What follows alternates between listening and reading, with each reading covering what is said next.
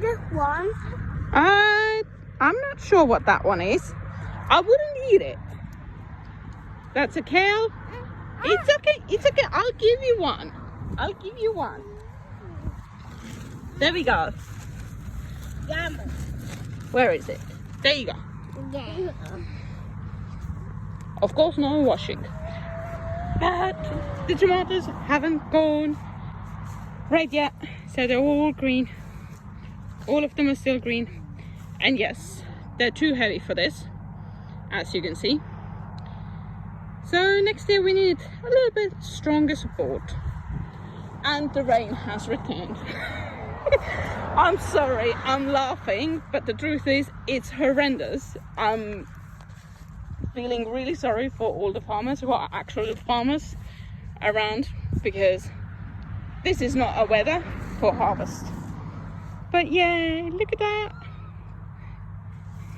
Can you see some of these roses?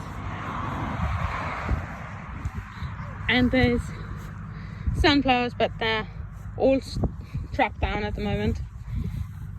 And there's some more.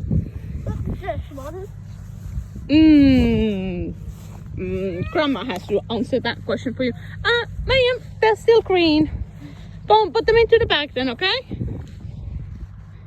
But we got at least one corn over here.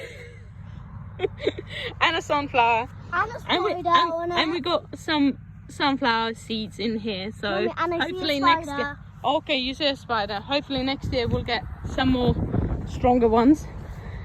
The trees are doing okay this year. Saying that, they've had plenty of water. And we even have one tree that has apples on it. There you go, this one. But they're tiny. And everything needs, grass needs cutting. But at the moment I'm not able to do that. But at least the kids are enjoying the wilderness of the land. Wildness of the land. Oh yeah, the flowers. And there's this around here. And there's this. And we saw one jumping. And rabbits.